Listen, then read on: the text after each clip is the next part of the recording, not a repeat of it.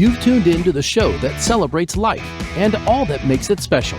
Sports, music, you, and of course, an ice cold beer or a glass of your favorite wine. And now, today's story. Hi. As some of you may know, we used to be the Jack Shit Show. What you may not know is why we decided to change our name to Life, Sports, Music, and Beer. Well, as you listen to our next guest, I think you'll understand why. Our conversation with Jim Mansilla, former Italian Olympic baseball team, World Baseball Championship, and World Baseball Classic coach, made us realize the power of determination of the human spirit and the life lessons to be learned from listening to the stories and experiences of others. But make no mistake about it, folks. Jim's story isn't simply about baseball, but about the challenges, opportunities, victories, and regrets we all face. And if you pay close attention, you'll hear how one event, however insignificant it may have seemed at the time, changed the course of his entire life. After speaking with Jim, we came to the collective realization that everyone has a story. And much more importantly, everyone has a deep need and desire to tell that story. We also realized the profound effect that someone's particular story can have on the lives of others. Listen carefully and you'll find that, much like yours, Jim's life is filled with circumstances, experiences, events, relationships, joys, heartaches, and lessons learned, all of which combine to make his story unique. What Jim also made us realize is that most of our life experiences are shared through either sports, music, and over an ice-cold beer or a glass of wine. And so, Life, Sports, Music, and Beer was born, and now proudly brings you the Jim Mansilla story, My Journey to the Olympics, Parts 1 and 2, the last episodes under the Jack Shit Show banner. And now, here's our conversation with Olympic baseball coach, husband, and father, Jim Mansilla. Hey guys, welcome to the show. We're real excited today. I've got a real dear friend of mine sitting right here in front of me. Actually, he's family. I've known Jimbo for over 40 years. He's married to my cousin. Anyway, his name is Jim Mansilla. And I'm not even going to say his age, but he's like me. He's an old geezer. Been around for a while. Got a lot of great stories. So you're in for a treat today. I'm not even going to belabor this thing. I'm just going to go ahead and ask him to get started. So by the way, I'm sorry, I have my co-host with me here, Rick. And we're really looking forward to this. So Jim, tell us a little about yourself. Now we're having a beer, you and I, all right? Tell me where you're from, a little bit about your background. Well, I was born in New Jersey in 69, so that makes me 71, in case you're wondering, soon to be 72. But we were talking earlier about how I actually, being born in New Jersey and how I came down to Miami-Dade College is a wonder in itself because, not having a father close by and directing, I didn't really know where I was going to go, what I was going to do.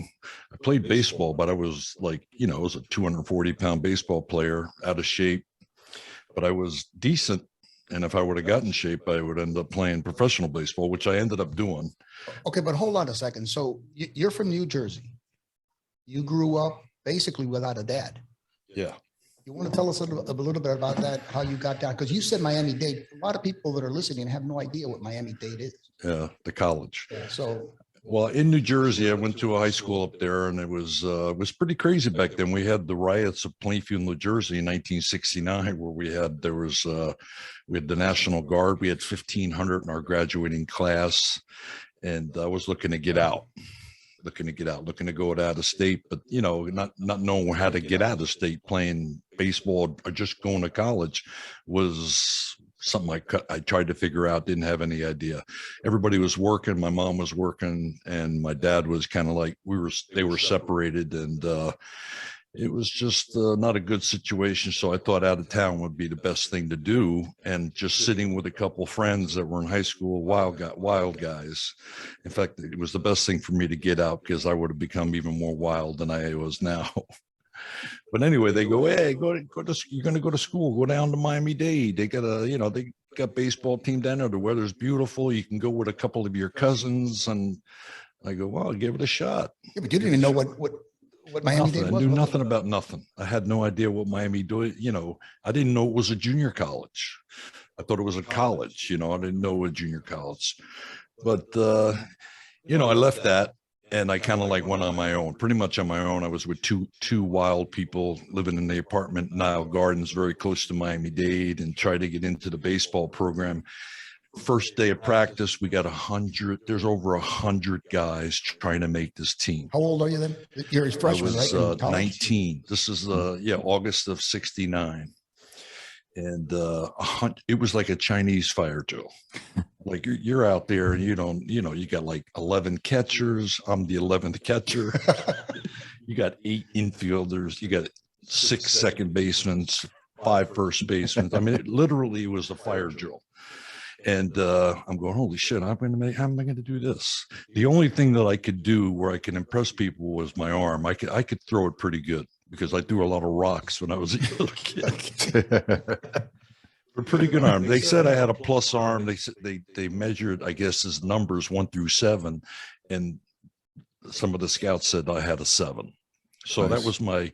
I said, so I was in decent shape, but I would throw. When you throw, because that's something you really can't teach. You either can throw or you can't.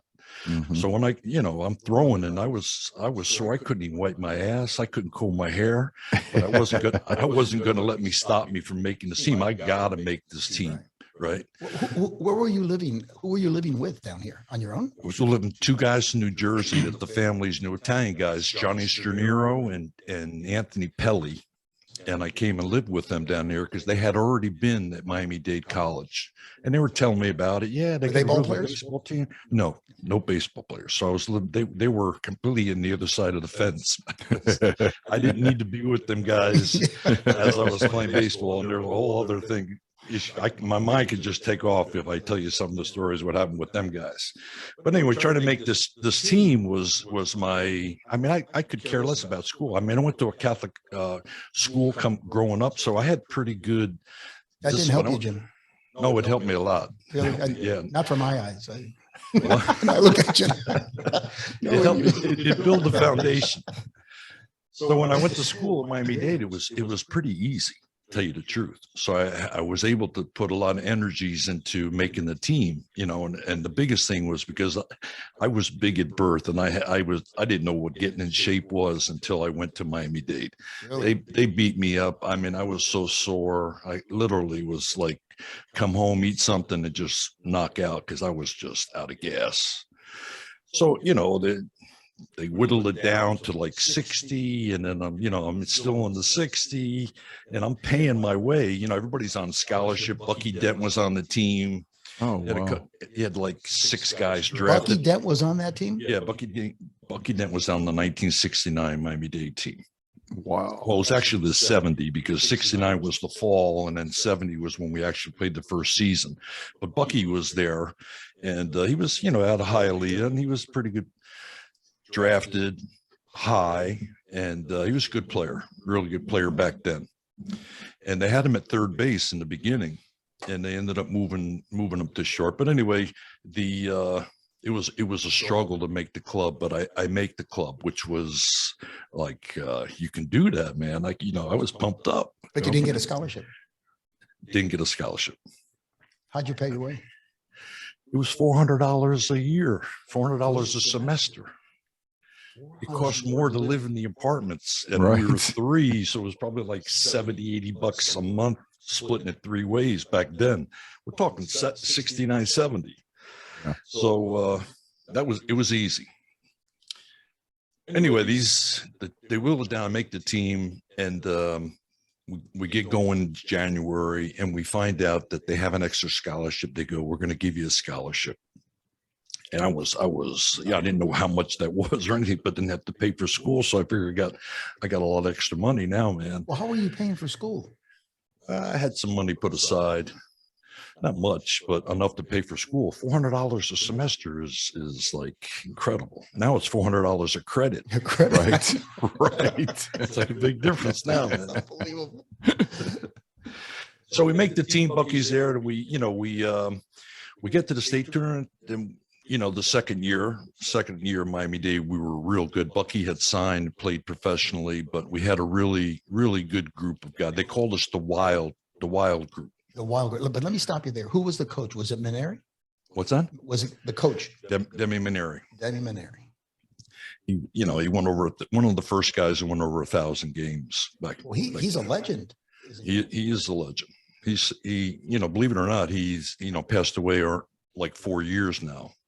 He died on my birthday, which is something I hold very special because we had a special relation. I considered him my dad growing up. What kind of guy was he?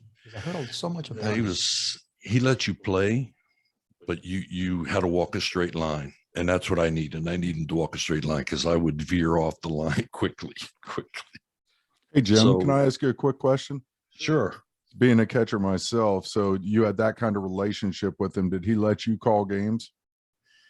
He back then they allowed you to call the games. Yes. Okay. Yeah, because I know that's a big thing for managers because that's a lot of trust. That's it's a lot big of trust. now. It's real big now because they got the analytics part of it. Yep. Where they got they know your defects as a hitter, so they're pitching to your weaknesses. So yeah, Right. it's bigger now than it was back in my day. That's pretty cool. And Ralph doesn't understand this, but I guarantee you got in shape lugging that equipment around in 100-degree weather down in Miami. Trust me, I've been down to Cocoa and played. And you just wring out your face mask by the end of those games because you're just dripping. It is. The humidity was incredible. I lost weight pretty quick. Yeah. You know what's interesting, Jim, because I was talking to Rick a few days ago, and I mentioned to him Miami-Dade North, and he's from Michigan.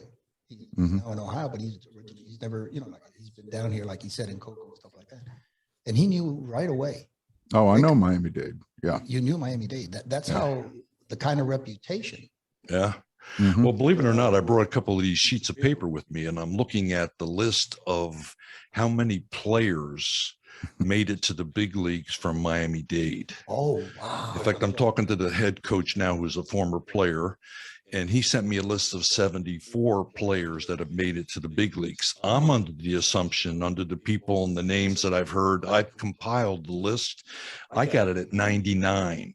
Wow. Oh, So I've talked to him about, I just got the list. So I'm going over his list and I'm going to compare it to the list that I have in my office. I haven't been able to get to yet. This just happened yesterday.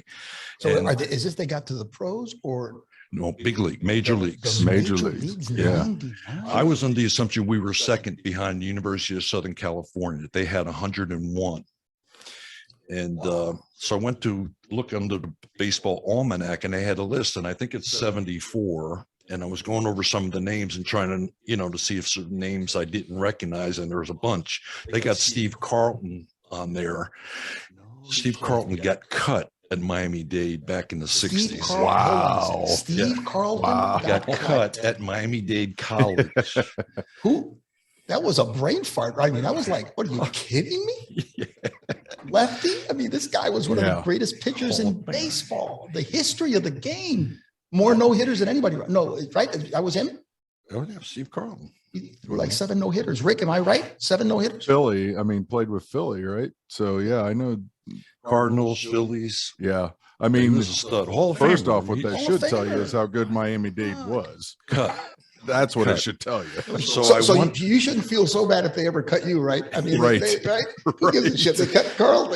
See, but that's the problem. They weren't cutting me. In my eyes, there was no other way. Mhm. There was no way they were going to cut me. That was my thinking going in. I think that's what helped me because I never thought about not being cut. What was I going to do? I was going to make that club. Jim, that's a great life lesson. Mhm. So you were so hell bent on making that team stay in there that it probably got you through. Besides the talent. Yeah. Sure it did. He had no option B. That's Yeah. a No great option. Yeah, lesson. and I didn't It want to was- go there- back to where I there is came no from. backup. Yeah. Wow. It was, if I would have stayed back in Jersey, I was in trouble.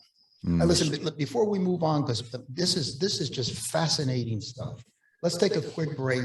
It's a real short break to hear from one of our sponsors, and then we'll come back and you continue your story. You got it. You've got enough on your plate. Why go through the hassle of designing your own business cards, brochures, and other marketing materials online when InKey Productions can do it for you, free of charge? Plus, we'll beat any advertised price by at least 10%. Don't waste your precious time designing and ordering your marketing material. Let us do it for you. All you need to do is tell us what you're thinking, and we'll take care of it from there. No design fees, no hassle, and delivery straight to your door. So, let us handle your marketing materials. That's what we do, and we do it better than anyone else, and for less. Visit inkeyproductions.com or call 305-697-0662. That's inkeyproductions.com, 305-697-0662. And use your time to build your business, not your marketing material. InKey Productions, your one-stop, hassle-free personal printing and marketing professionals, where excellence is our only goal.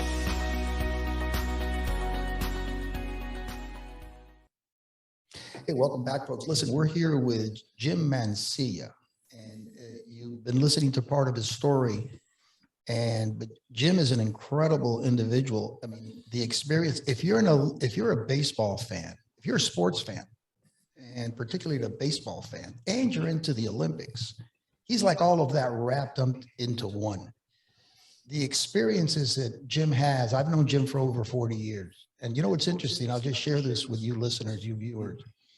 We were talking last week. We've known each other for over 40 years, like I said. And Jim says to me, he says, you know, Ralphie, most people don't know my story. Right, Jim? Yeah. You know, and it's not something you go around telling people. They won't believe it because just by how it happened, and you know, it's fortune and following the road. I tell it in class at times that when you come to crossroads, you don't know which way you want to go. This way, well, what happens if you go the other way? What's going to happen? You got to go figure it out. And when I was at Miami-Dade, and you know, after the second year, we go to the Junior College World Series. Let me stop you. I'm sorry, because I just want to make sure that people understand. You've been involved in the Olympics from a coaching standpoint, right? You coach the Italian baseball team, and the stories you have on that you've told me, I could listen to that crap all day, every day. Just fascinating stories. The number of big leaguers, like for those of you that are listening, maybe you're too young, you don't remember Bucky Dent. Bucky Dent was the shortstop for the New York Yankees in that famous one-game playoff against, and I remember this, Mike Torres. He hit that 3-run homer that won it, 163rd game. Jim, you know, Bucky Dent and Jim played together at Miami-Dade, and he's coached at Miami-Dade. He's been involved in the Olympics. He knows a ton of major league ball players. His story is just fantastic. So if you're listening to this and you're a sports fan, an Olympic fan, or just someone that wants to hear a fascinating story that perhaps will help you in your life, this is the guy. So Jim, I'm sorry to interrupt. Go right ahead. You were talking about Miami-Dade. Well, how the Olympic thing actually started is just an incredible journey in itself. Is like I was saying, I went to Miami-Dade College after the second year. Our team was real good. We go to the Junior College World Series, and I got recruited to go to the University at Toledo by Stan Sanders, was the head coach. I didn't know it at the time when he says, you'd like to come and play at Toledo. And I had nobody saying, you know, here's a scholarship. This guy is the only guy that offered me a scholarship to go to the University of Toledo. So I immediately signed because I had no other choice. Of course, what the right. heck, right?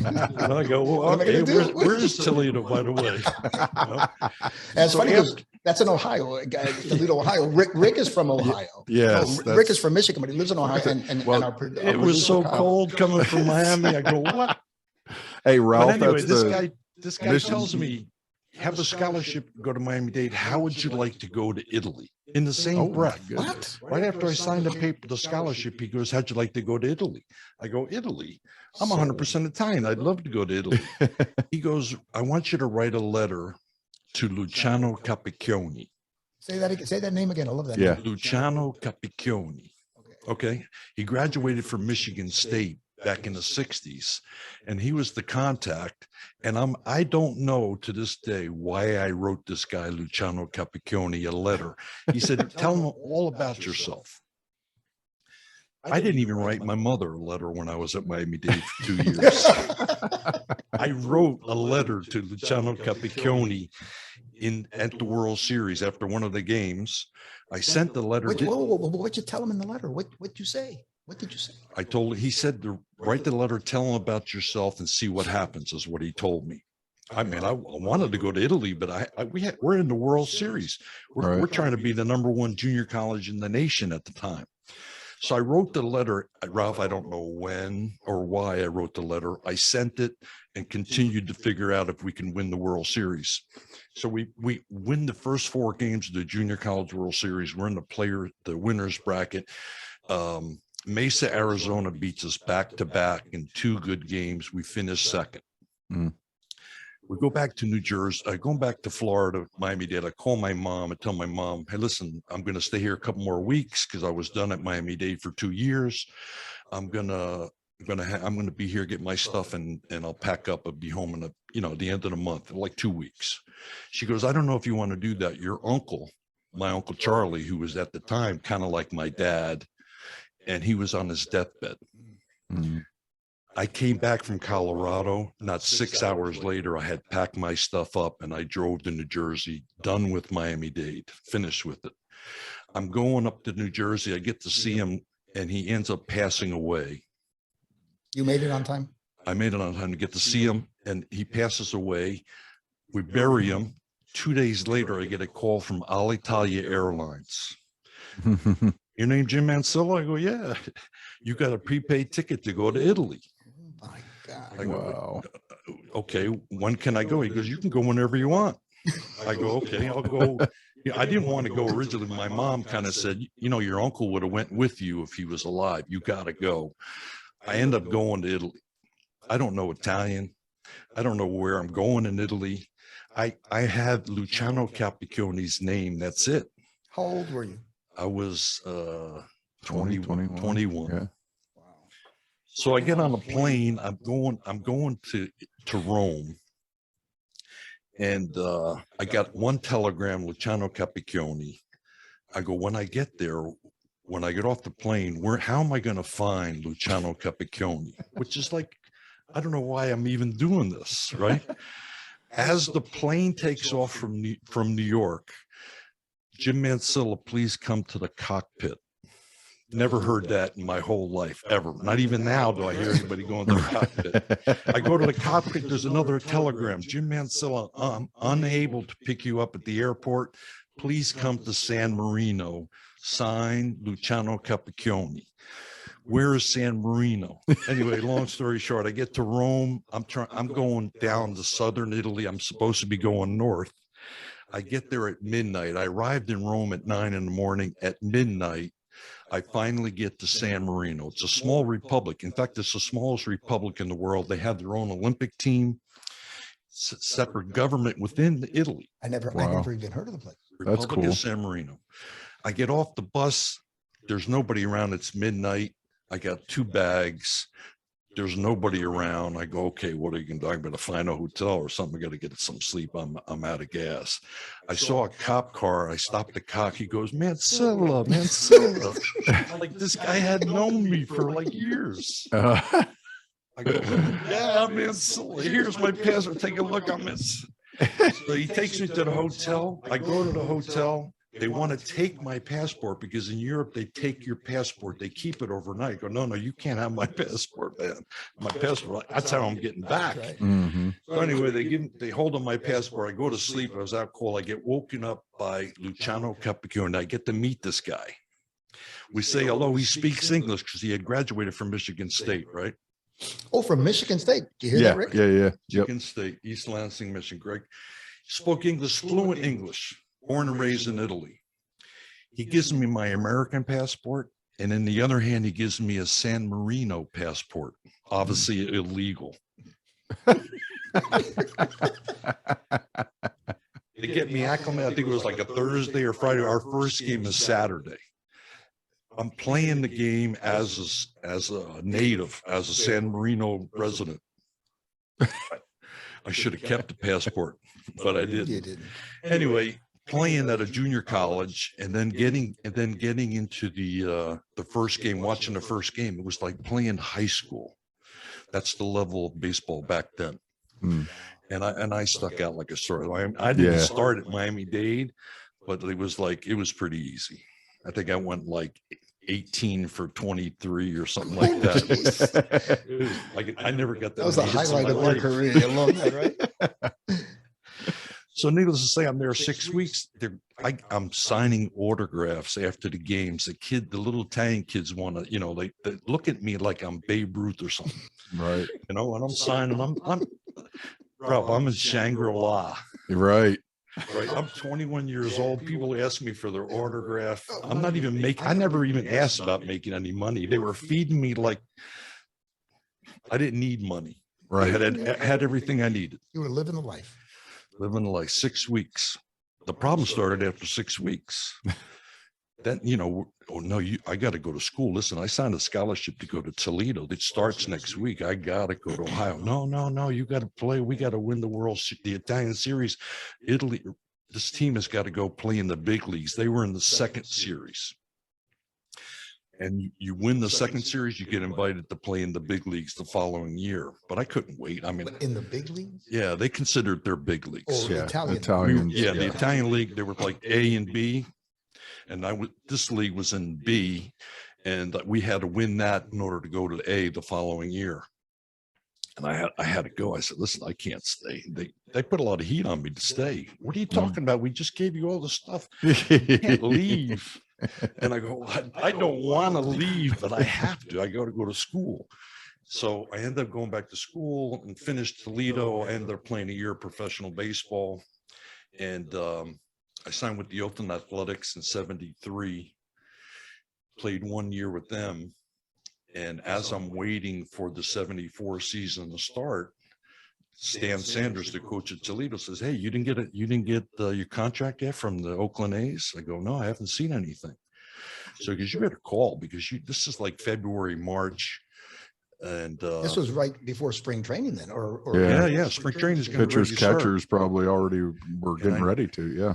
I never got the contract. So I called the Oakland A's and I go, "No, Jim, you've been released as of October." Oh, wish I would have got the memo. Don't you tell anybody that, because I got a couple jobs. In fact, I had started the proceeding to get reimbursed. Like got a lawyer. You guys messed my life up, man. What are you dodoing? So anyway, nothing ever happened. But as soon as I found that I was released, I called the people in Italy. Hey, you remember Mansilla? Call Luciano, right? Back in '71. Oh my God. It was like another phone call at the right place at the right time. "Jim, we need you to come over. Can you come over?" I can go, "Well, what about tomorrow? Is that too soon?" So I ended up leaving the next day, went over and I stayed 15 years. 15 years. It culminated with being the head coach of the Italian Olympic team in the '84 Olympics, with all the stuff that went in between. But from that letter, and I tell people that's one of you never know what's behind these doors. Mm-hmm. So I wrote this letter. I stay 15 years in another country. I didn't know how to read or write. I'm fluent and I write it now, still keeping in touch with people over there. But we played in the Olympic Games in 1984. No, but you don't want to get into that right now, because I'm sure I have some questions for you about those 15. So you played 15 years before this Olympic deal, right? Right. I was there in '71. I went there between Miami-Dade and the University of Toledo. And then I went back in '74 for 2 years. '74, I went over and they had an American coach, Alan Mearsand, who ended up being a big time agent for players. But he was the coach of the Rimini team, which is right near San Marino. And I went over as a player, and the ownership knew me, and they go, "Jim, we want you to play." I go, "Hey, whatever you need, you just tell me what I got to do. As long as you feed me." And they gave me like $1,500 a month.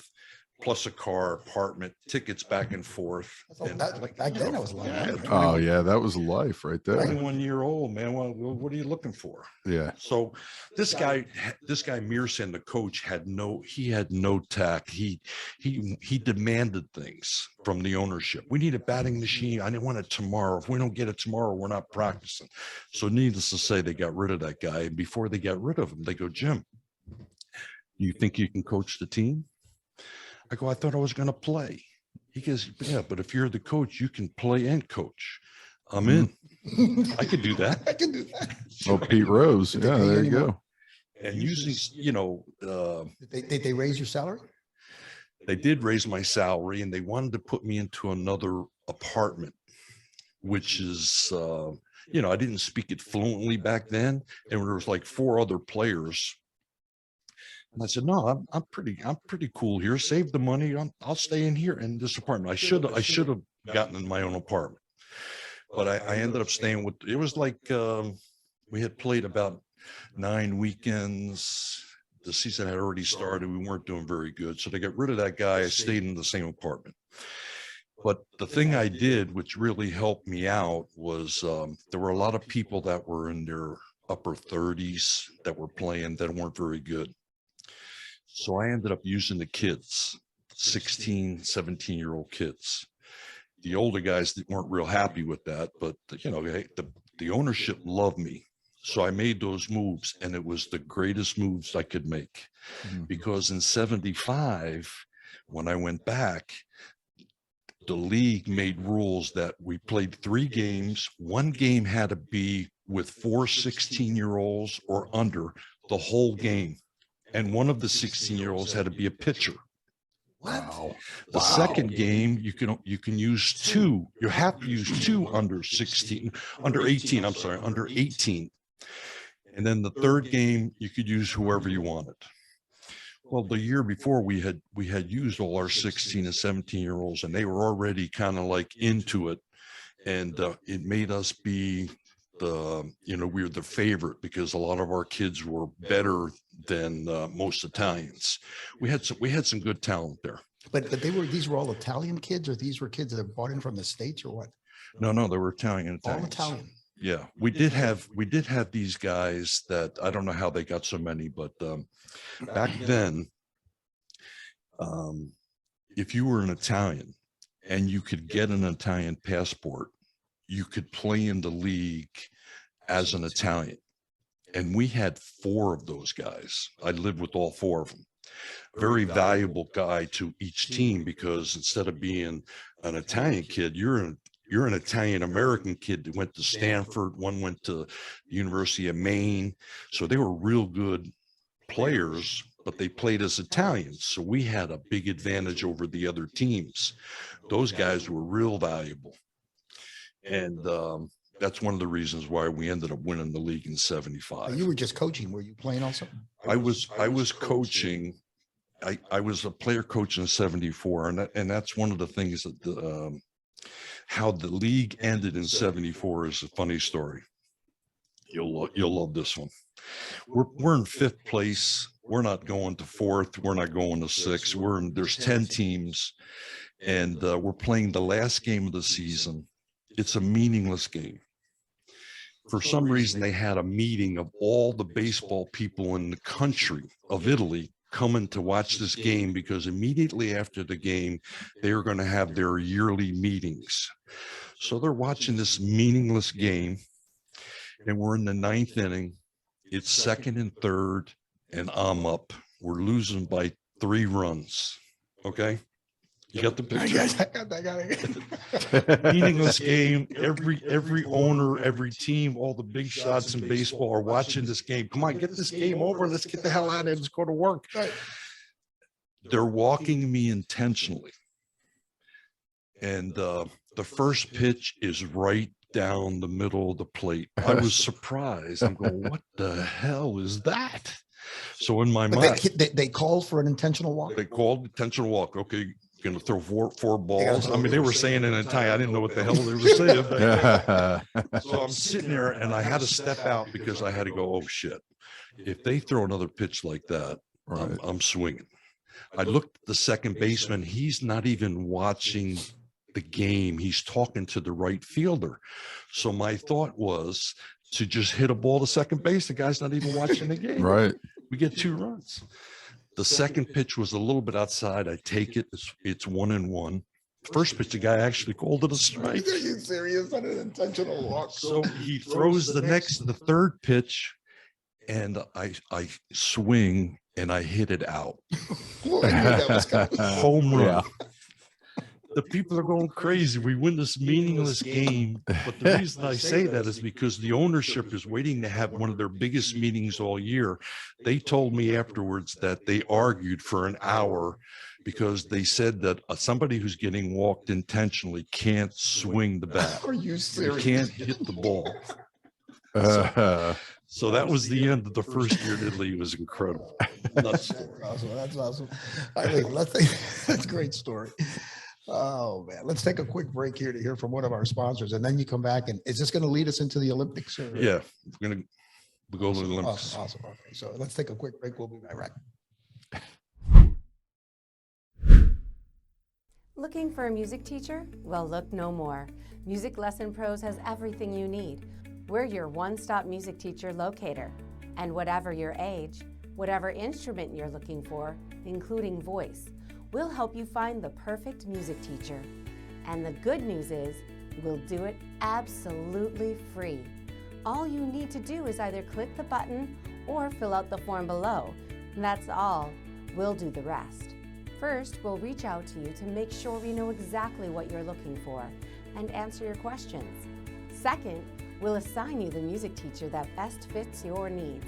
And third, we'll schedule a free introductory lesson. That's it. After the free lesson, you can start your lessons or simply walk away. No obligations. So what are you waiting for? Go ahead. Let us do the work for you. Get started right now by either clicking the button or filling out the form below, and let Music Lesson Pro get you or your loved ones a step closer to playing that favorite instrument or singing those favorite songs. Okay, we're back with Jim Mansilla. And for those of you that just tuned in, you gotta listen to the beginning of this. If you've been listening, now we're going to get into this Olympic thing. By the way, the Olympics, I don't think, even if you're not a sports fan, correct me, Jim, if you're not a sports fan, you got to love the Olympics. Everybody loves the Olympics. Oh yeah. Right? The Olympics. The Olympics. Yeah. When I found out that I had a chance, I mean, it was like a carrot in front of my face for like 5 years. I wanted to make sure I did everything right, because there was that possibility. And I mean, I would never had a shot to be part of the Olympic movement for baseball in the United States. There was just so many, coaches that have been coaching for 40 and 50 years. You got a young puppy like me had no shot. So let me just set this up for our viewers, our listeners. So you were playing on the Italian team and coaching for what, like coached 15 in Rimini for 2 years, 74, 75. And then I ended up going back to Miami-Dade for 3 years. I came back in Italy in 79, and I stayed 3 years more, 79 to 81. And we won the league 79. We won the league in 75. As a coach, I left because I was looking for a real job, and Maneri had reached out to me. He had been in Italy that summer, and he asked me if I wanted a job to coach at Miami-Dade. And I says, Doc, you didn't come all the way to Italy looking for an assistant coach. If you got a job coaching baseball, I'd leave right now and go to Miami-Dade and coach. Really? And he says, okay, let me get back to the States, make sure I can make it happen. He calls me. I end up leaving Rimini after winning the league in 75. I went and coached at Miami-Dade from 75 to 79.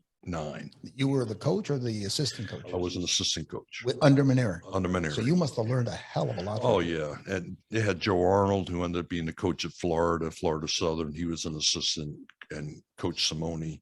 I learned a lot. And it was fun dealing with kids. I was fairly young, but 70 when I was 25. It was fun being in a great setting like that for a coach, because I wanted to coach for sure. Well, anyway, I was in Miami-Dade for 79, and in 78, the summer of 78, they have the World Baseball Championships in Italy, and Maneri was on the staff.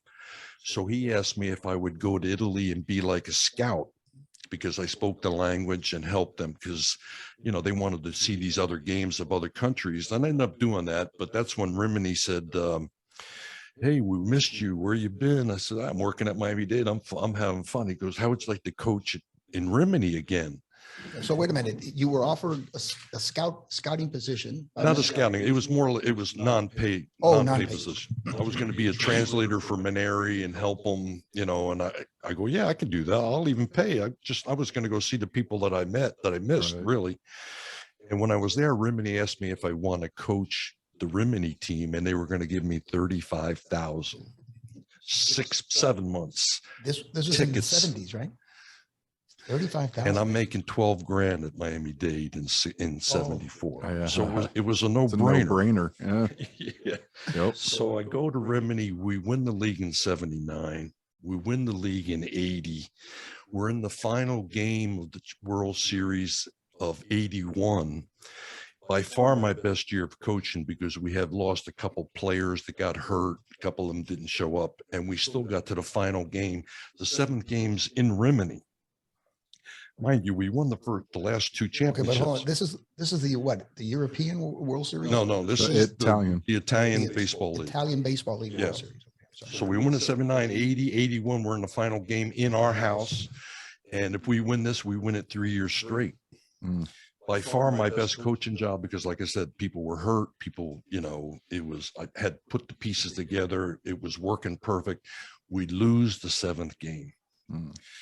We got to doing a contract, because it was a 3-year contract. They want to cut my salary like $5 grand. So, and I said, listen, and I was bummed out that they didn't recognize that it was by far my best year of coaching, because we shouldn't have got to the 7th game. Anyway, they said no. I said no. I was going back to the States. I go back to the States. Not long after that, I had a call from the league office, and they go, Jim, we want you to come to Houston at the coaches convention, because we want you to consider our offer. I go, what offer is that? They go, we'll tell you more about it. I said, you're going to pay my ticket to Houston? They go, yeah. But what, you got a call from what league now? From the Italian? From the ownership, the actual, like Major League Baseball. It was the Italian Baseball Federation. So I go to Houston, and they made this offer that I to this day I can't believe. They want me to go around the whole country and put together 25 of the best players, anywhere from 18 to 22. Carte blanche. I drove on Monday. I left Rome on Monday, and I was gone. I'd come back Sunday night. Gone the whole week. I'd be looking at players and putting together a list. They called it Club Italia. But this was in Italy. This is in Italy.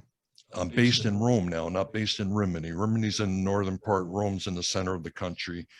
And my job now is to put these players together, make a team.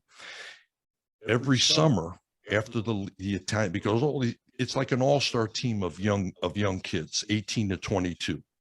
Most of them didn't play very much, but they were talented. Some were playing.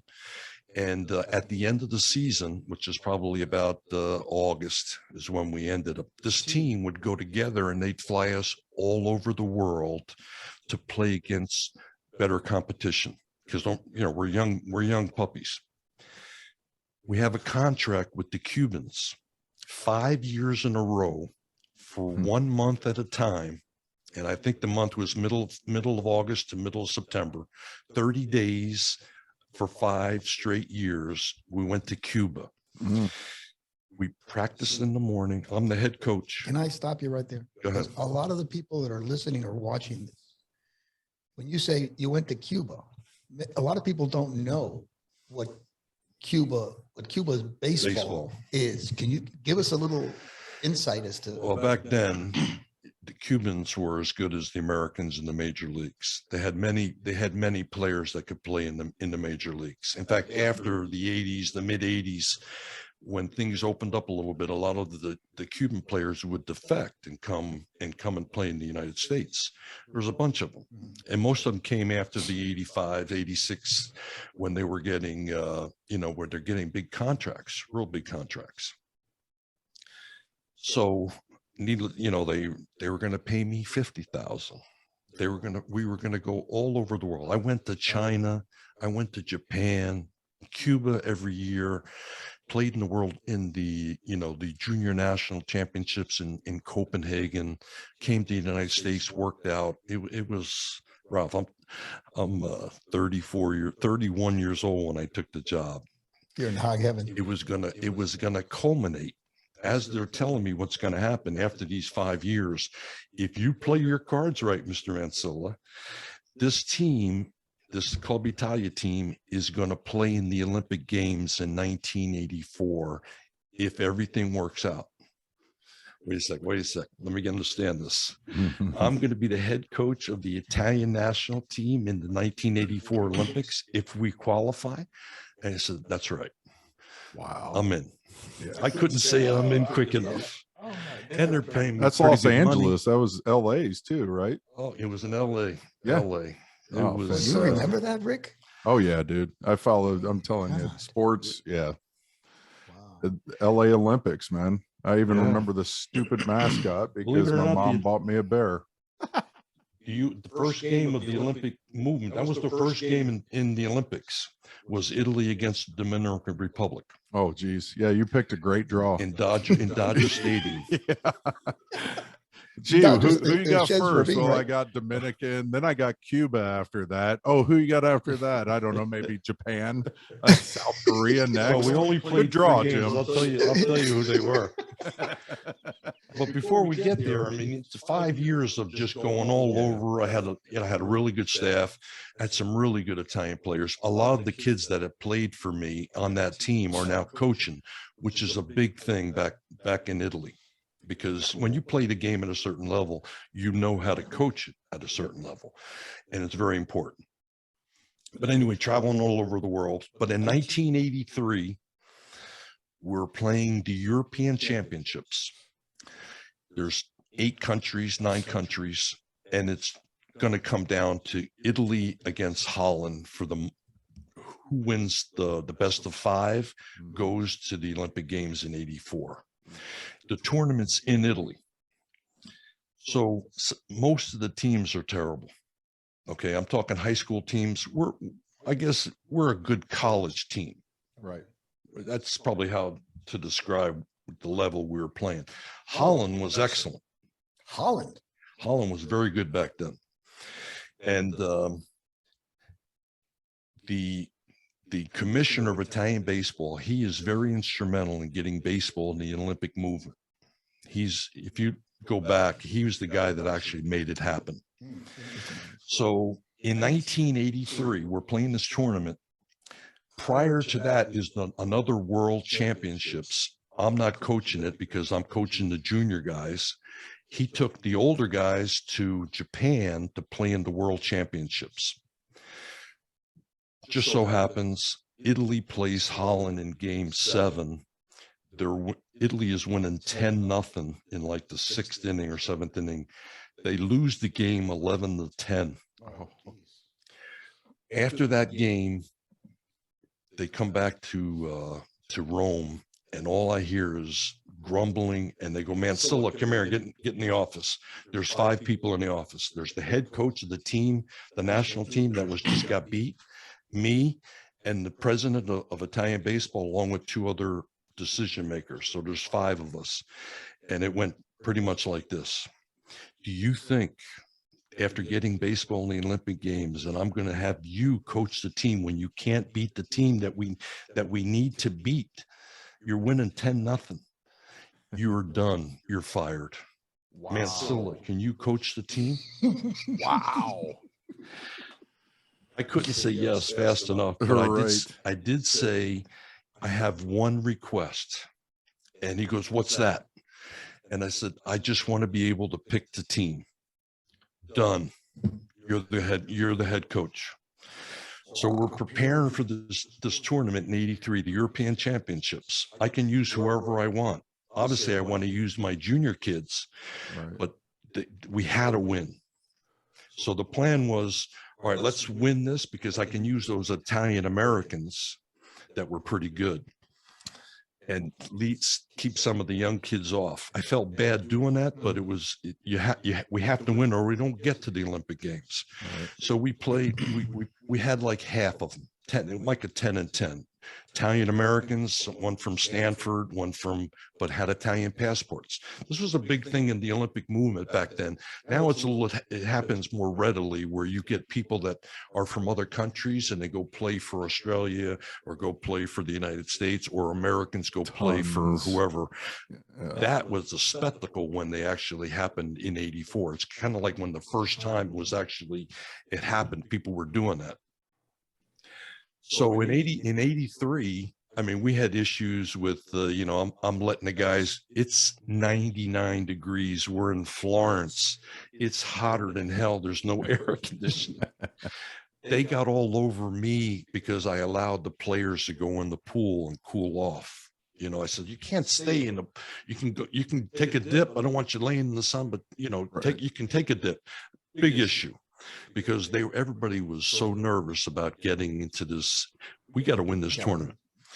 We're playing the best of 5. So you play every country one time. And then at the end, the first 2 teams get to play the best of 5. So whatever you do the first time against them counts as the best of 5. So our first game is going to be against Holland. Mm-hmm. And then we got 7 other games against teams that we beat everybody. But the first game in Holland was the game.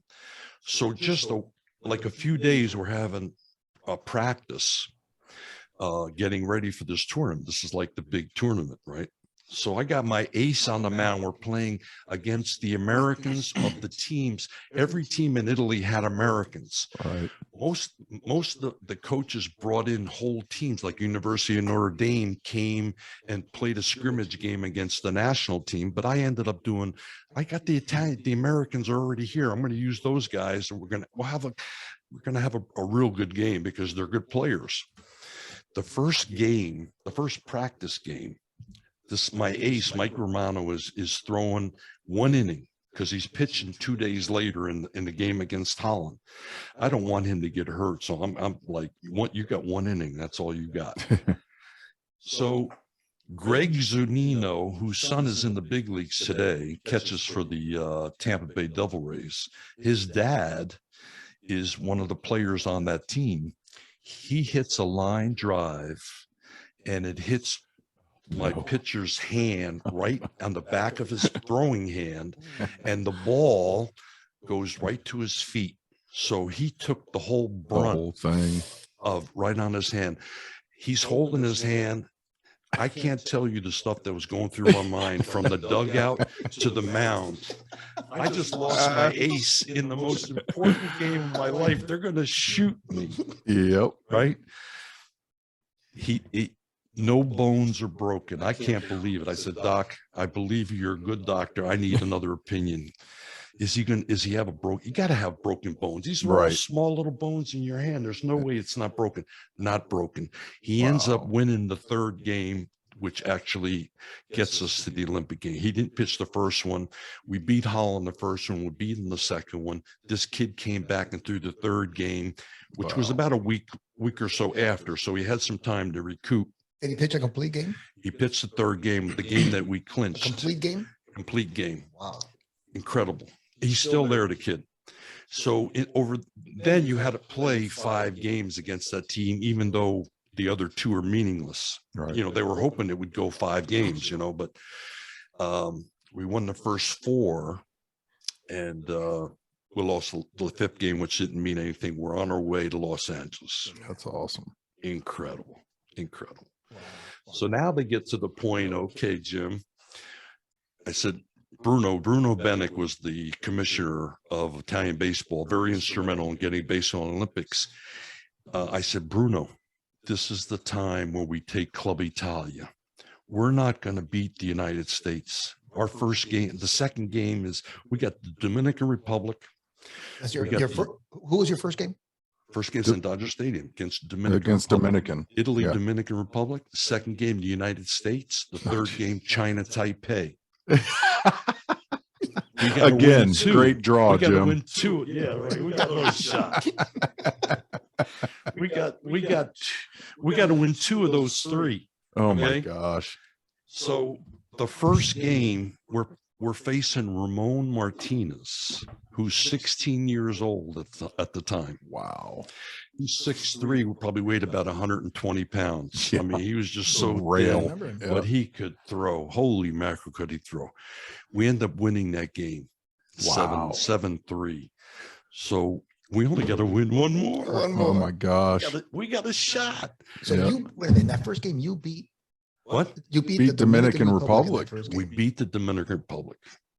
1984, but that a lot of the major leaguers back then, they didn't have major leaguers playing it because they were playing, they were playing against Toronto the next day, so they wouldn't allow the big shots to go. So it was kind of a right place, the right time thing. Sure. So now we're facing the United States. Game 2. This, Ralph, I waited 5 years for this game. You told me this story years ago. If it's the same story, and this is just, Rick, you got to listen to this. This is I am. Story. They got Mark McGuire. Oh, Jesus. Will Clark, Barry Larkin, Chris Gwynn, Odeby McDowell. So they brought in all their scrubs for you, Corey is what you're Snyder. They had a catcher. He's the only guy that didn't go to the big leagues, Marzano from the Boston Red Sox. He made it to the big leagues, but he didn't make, everybody else was in the big leagues. Sure. They flew me to California. I mean, I actually told me, I got to see the Americans. I got to see what they're playing these games. Westinghouse gave them $500,000 so they could travel the United States and play against all the best competition. This team is loaded. That's loaded. Loaded up. So I go and see them play, and about 4 games in a row in San Diego. And every guy they're facing is 95, 96 off the mound. They're facing major league pitching. So my thinking is, again, I'm a young puppy. I'm 34, and I realize that I'm going to put them to sleep. I got a left-hander that throws 83, 84. There you go. Above average breaking ball. I'm going to put these guys to sleep. Yep. They're not going to hit it, not after seeing 96, 98 for, little did you know. Little did I know. That they could hit the off speed too. Believe it or not, Mark McGuire made the only out of the first inning. It was a fly ball. Our center fielder caught it up against center field fence for out 1 after they had already scored 6. It's 6-0 with 1 out. Will Clark hit a ball that probably hasn't stopped rolling yet. They beat this kid up. In fact, that brings me to the story that we're going to get into at another time. This kid, Lou Colabello, was the pitcher. His son ended up playing in the big leagues. You don't want to tell that story now, though. No, hold on to that story.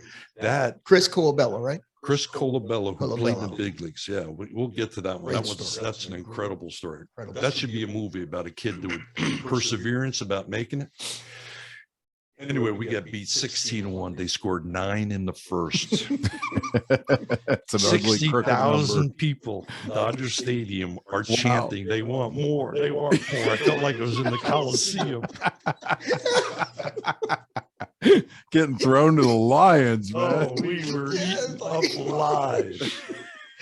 You guys were good off. Rod Dado, who I'll always cherish that moment, when you go to home plate and exchange the lineup cards. Rod Dado's there. He's like the guru of coaches, American coaches. And I'm a young guy, and I only read about meeting the guy and actually talking to the guy at home plate you could feel the buzz in the stadium. that we're going to the Lions. This is it. Yeah. It's like lamb to the slaughter, right? There's no shot. We got no shot. Good. What an incredible! I mean, they were so good, so good. You could tell that. Who pitched for them? Do you remember? They threw the whole. It was like a practice game with them. After They threw like 5 or 6 first. against you. Yeah. Do you remember? In fact, when I tell the story, Coach, wake up! They're like, hey Jim, wake up! It's 9-0. It's time to change the picture. Off the same guy, you left that guy in there for we gave up 6 Okay. with the same guy. He had the bases loaded. I took him out. And I went too long. Yeah. But yeah, I was in awe of what was happening. Is what it was. Looking back, it was like I had a lot to learn as a coach. But that's the way you learn. You learn from your mistakes. Exactly. Definitely. There's another one in Cuba that we'll get to. The Cuba story, that's going to be it for another show, another episode. Is a great story. So we lose that game 16-1. The kid that came in ended up pitching pretty well. So he was a homegrown Italian kid that was real good. He was a prospect back then. And then we played China Taipei. Still, we win one more game. Yep. We're going to the medal round. So who'd you play in the third game? We're playing China Taipei. Okay. One of the best back then. They were good. Were they? Yeah, they were that good. They were that good. Yeah. That's a huge Olympic program. Tell us about that game. I mean, what happened? That game was pretty much like the other one. We played a little better. It was 10-1. Oh, that's an improvement. 10-1. And so before going, I was trying to tell you that before we're leaving Rome, going to the Olympic Games, picking the team, I said, let's take Club Italia, that team that I put together for 5 years. I was telling the president that we're not going to win the gold medal, Prez. I hope you don't think we're going to win the gold medal. He almost fired me on the spot. He goes, what the hell kind of coach are you? How do you coach and not knowing that you got a chance to win? I go, wait, coach, hold on, Bruno. I mean, we're playing Japan, right? We're playing Cuba, playing the United States, Dominican Republic, China. Yeah. I says, we're not gonna get into the final. We're not gonna get into the middle round. So let's go with our kids. Let's go with the young kids and give them and groom them. Let them feel what it's like being on. We ended up winning one game. We might not have won that one game, but after 3 games. Huh? Who did you beat? That was the first game. Dominican Republic. Dominican. That's a huge win. It was a big win. That's probably the win of the program for Italian. How do you remember all this, Rick?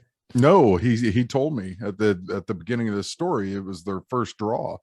It was Dominican, and I was like, oh, geez. Ramon Martinez. Martinez. He had no name back then. Ramon Martinez was, who was that? Because he didn't make it to the big leagues. He was only 16. Right. Yeah. He got there at 19, 20. He filled out. It was.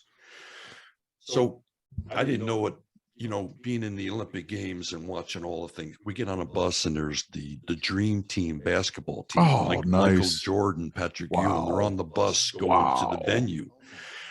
Some of the things that remain vivid in my mind, being in the Olympic Village, you could eat 24/7. You got 3 o'clock in the morning from jet lag and you wanted to get orange juice. You can get whatever you want. Hey, Ralph, real quick. You notice that Jim's fondest memory, that's why I love catchers and why we're big guys, is out of everything, I can eat 24 hours in this venue. It's not, hey, I met Larry Bird and Michael Jordan. It's, dude, I could eat buffets all day long at 2 in the morning. Bird and the hell with Johnson. I could eat all. That's a great point, Rick. Being a little guy, I don't know what that's all about. No, you don't know what that's Rick, about. when I take you to Italy, you're gonna know what it's like to sit down at an Italian meal. Oh my gosh, dude, I will take you up on that. I would love to go over there. Dude, let me tell you something, Rick, and for you viewers, I often go, we're family, go to Jim's house, and he's got, this is a side note, you had, tell him about the oven you had, the brick oven. Listen to this. Well, I wanted the pizza oven because everybody in Italy had one, and they cooked all their food right there in their kitchen. They had it in their house in the kitchen. And I said, no, I'm not going to have it in the kitchen, but I ended up getting one for the backyard. I had it. Well, tell them what it is, though. Well, it's an igloo pizza oven. It weighs like 3,000 pounds. I couldn't get it in the backyard because it was too heavy. So I had a crane pick it up from the front of the house and drop it in place. And wasn't your normal way of setting up an outdoor. Yeah, we go to Jim's house and he would make pizzas. I didn't know awesome. this. He make, he from scratch, and those pizzas are done in what, like a minute and a half? Oh yeah, there's a lot to it. I'm still learning. I know. There's a lot. That's there's cool. A lot to cooking in them. Yeah. So when you go to Jimbo's house, we call him Jimbo. You go to Jimbo's house, there's food, man. There is a lot of food. I would This is the expect Italian nothing else blood. from an Italian. Together with ever. Cuban, because the Cubans eat Yeah. like pigs also. And my wife Cuban, right? And your wife's Cuban, so it's kind of cool. Amazing. Oh All right, man. sorry about that, but yeah, go back to the venue itself and the Olympic Village has got to be those unreal. are some of the things that how people were cut out from being in the Olympics because of 1/10 of a second. If you were a swimmer or if you're a runner, you got there or you didn't get there because of just milliseconds, Yeah. right? So when we got in and we got into the village and we're eating, you could see. I remember this Bulgarian wrestler was sitting at a table by himself. And I can't even describe how focused his face looked about. He was there business, Right. strictly business. And to be able to see that, and what it takes, because you got something you're there for. This guy had nothing was going to get in his way. He ended up winning a gold medal. Wow. But pretty much everybody walking in that place was focused. Mhm. And, it was in the Coliseum. They had the opening ceremonies, and there were over 100,000 people in the ceremonies. Yep. Ralph, I can tell you when they introduced Italy and the cheer, the people that would cheer you in, I knew I wasn't walking on the ground. I was like, Yeah. it was just goosebumps. It got even worse when they announced the American team when they came in. The roar from the fans is something I'll never hear again. It was just an incredible moment. And being all happening from a letter. If I don't write that letter, That's amazing. nothing like that happens. Is that an amazing thing? Yes, How that's. you I mean, don't know what's behind. you couldn't have those said terms. it better. Yeah, That's you couldn't have said it better. There's a life Truly lesson critical. right there. Yeah. That sometimes there's the little things that we don't do. The new generations. Right, exactly. And if you do that one little thing that you say, well, why should I do this? Why should I do that? You never know, Jim, what that one little thing can lead to. Right. Mhm. That's a tremendous lesson. Listen, let's take a break. I think we're going to wrap this up because, and we're going to for the next episode. So next episode we're going to go into the Olympics, and you're gonna walk us through. Do the Olympics? Yeah, to the Olympics. Well, we just went through the. No, Olympics. but I'm talking talking- the World Championships. The Exactly. Cuba thing. I'm sorry. Yeah, right. Some amazing stories, and also the Cuba story. When you guys went to Cuba to play, we got to tell a little bit about Cuba and your experience there. I mean, these are, Jim, I got to tell you something. These are stories that I myself could sit here and listen to for hours upon hours because there's just so, I mean, there's not only entertaining, but there's so many life lessons to be learned from this. It's taught me a lot. But You have an amazing story. Let's take a quick break and we'll be back in just a minute. There's always time to settle down with a good book, especially when they're by local writers. And with Sophie Publishing, the reading list is always dynamic. Whether it's children's tales, nonfiction, science fiction, war stories, or even memoirs, these eye-opening stories with fresh perspectives always offer uncensored fun and adventure for all ages. Visit our website, and within days you will be caught in adventure, laughter, and lore worthy of discovery. Sophie Publishing Books, always great page-turners. Hey guys, welcome back. We're going to close the show out. We're here with Jim Mansilla. It's Mansilla, Mansilla. but I know sometimes you pronounce it Mansilla. I don't know what the hell's going on here. Make up your mind. That's true. But just fantastic stories. We're going to close this thing out. Our next episode is going to lead us right into Jim, what, Cuba? Your experience? Baseball, the World Classic now, Okay. that were what used to be the World Championships. They've made that change over. Yeah. And for those of you that don't know much about Cuba, we're going to give you a little insight, just as to what the situation is in Cuba, and also from a sports, point of view, some fantastic athletes, right, Jim? Oh, when you see it, I mean, how many people go to Cuba? Not many people. I had no interest really to go, but that's where we were. It's where we learned. We learned from the best players in the world, and it was an incredible. In fact, I'll probably tell you a couple stories that you never heard because of the family being Cuba. And when I was going out with Wendy, my wife, before we were husband and wife, she had a grandmother over there she never met. And I met her the 5 years in a row that I went over there. Yeah. Wow. And we're going to hear that next episode. So Rick, you want to close this thing out? Sure. I mean, it's been an honor to talk to Jim. It's as a baseball player, this has been so cool. I mean, I think what I take with it is obviously his draw in the '84 Olympics was about the shittiest draw any team could ever get, to be honest. So congratulations for making the Olympics. Here's your prize kind of shit by him. So that's hilarious to me. But I just can't wait to talk to him more, hear these Cuba stories, and just pick his brain on baseball in general. But it's been an honor. Okay, folks. So on behalf of everybody here and Jim, we'll see you next time. Thank you for having me. Thank you, buddy. On behalf of everyone from Life, Sports, Music, and Beer, we thank you for tuning in. If you've got that story to tell, comment below. Smash that like and subscribe button. And don't forget to hit that bell so you can hear other amazing stories.